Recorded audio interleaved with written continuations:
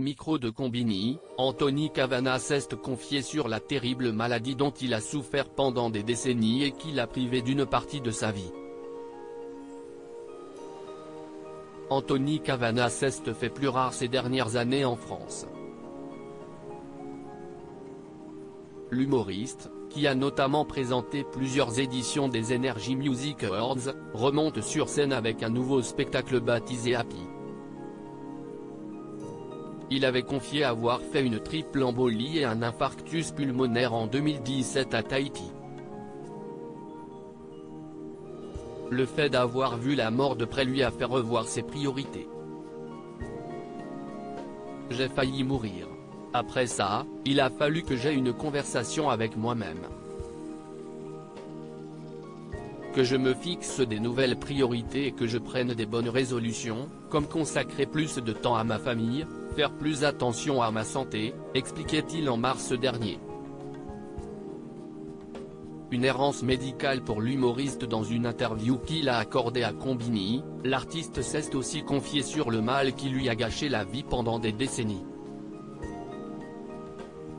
Derrière un simple ronflement tonitruant se cachait une véritable pathologie. J'ai découvert à 37 ou 38 ans que je souffrais d'apnée du sommeil, confie-t-il à nos confrères. Cette maladie a eu de graves conséquences sur son existence. Vous ne récupérez jamais, lui a indiqué la pneumologue qui l'a consulté. Je ne me souvenais jamais de mes rêves, j'étais toujours épuisé, je m'endormais partout. Je me suis endormi au volant à quelques reprises, dont 2 fois ou à la dernière minute, l'inconscient. Réveille-toi, a-t-il poursuivi. Comme il l'a rappelé, l'apnée du sommeil engendre d'autres troubles, comme les maladies cardiovasculaires, des crises cardiaques, des infarctus, la perte de libido ou la dépression. Le diagnostic a été long à venir pour Anthony Cavana.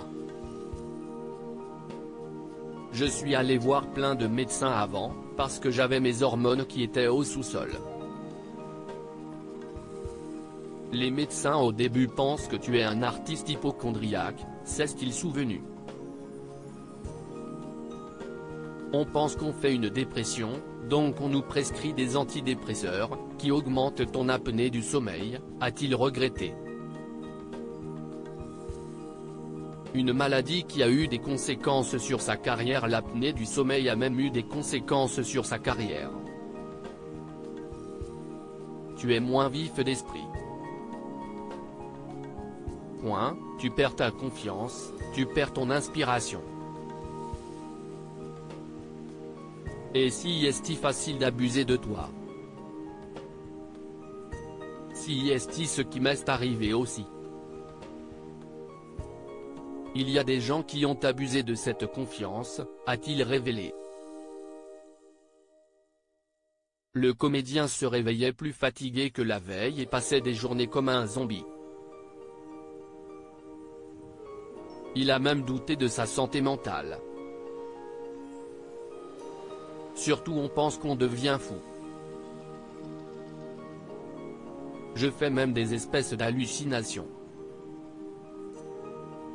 Ça m'est arrivé de voir des gens, des entités, a-t-il indiqué.